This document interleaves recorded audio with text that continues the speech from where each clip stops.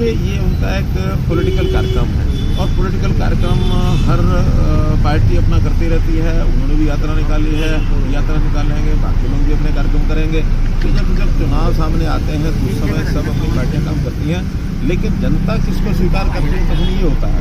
जनता में कहीं किसी प्रकार का इस यात्रा को लेकर के कोई उत्साह नहीं है और बहुत सामान्य तरीके से जैसे चलती है वैसी एक यात्रा ये चली है। कोई राष्ट्रीय लेवल के इतने बड़े नेता के इस यात्रा का जितना प्रभाव होना चाहिए वैसा हमको कहीं नहीं दिख रहा है। और कांग्रेस जिस प्रकार से उनका अपना घर टूटा फूटा है, उस टूटे फूटे घर को ध्यान में रखें तो भारत जोड़ने की बात चला रहे हैं, तो भारत जोड़ने का काम खतरा आएगा भारत को। कोई भारत को खतरा नहीं है, कोई हरियाणा को खतरा नहीं है। अगर खतरा तो कांग्रेस पार्टी को है, तो उस कांग्रेस पार्टी अपने आप को कैसे बचा सकती है, ये चिंता उनकी होनी चाहिए। बचा पाएंगे अच्छा है, नहीं बचा पाएंगे तो उनका घर है, जैसा मर्जी चले। देखिए, जब कभी हमने कोविड के समय शुरुआत जब पहले चरण में हुई थी, उस समय जो प्रारंभिक चरणों में हमने इंतजाम किए थे तो उस समय ये कहते थे कि कोविड के बारे में सचेत नहीं है, कोविड के बारे में इंतजाम नहीं करते हैं, कोविड के बारे में ये नहीं करते हैं। एक वो काल था। एक आज ये काल है कि अगर दोबारा से देश में नहीं दुनिया में भी दोबारा से कोविड कहीं ना आ जाए, ये चिंता सबको है।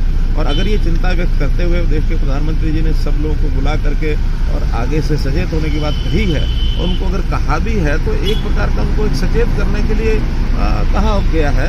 और सचेत करने की बात को भी आलोचना करेंगे कि हमारी यात्रा के कारण से कहा गया, ऐसा नहीं है। आखिर एक ऐसी भयंकर बीमारी है, न केवल अपने प्रदेश देश को, दुनिया को ये हिलाए बैठी है। तो एक सचेत करने के लिए इतनी बड़ी भारी संख्या में वो करते हैं, तो इसका कभी ना कभी कोई बात अगर दुष्प्रभाव हो गया तो मुश्किल ना हो जाए। हमने कोई यात्रा उनकी रोकी नहीं है, लेकिन उनको सचेत करना ये प्रदेश की सरकार का एक काम होता है। हमने सचेत किया कि सावधान को करने में अच्छा।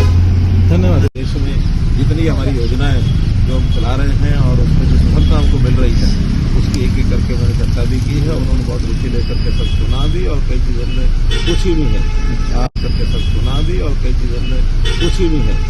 साथ में जो सफारी, जंगल सफारी का जो विषय अरावली पर्वत का है, उसके लिए जो क्लियरेंसेज हैं वो सारी हो जाएंगी। उसके बाद मैंने उनको निमंत्रण भी दिया कि उसका शिलान्यास करने के लिए उस समय आए, क्योंकि बहुत बड़ा ये प्रोजेक्ट है।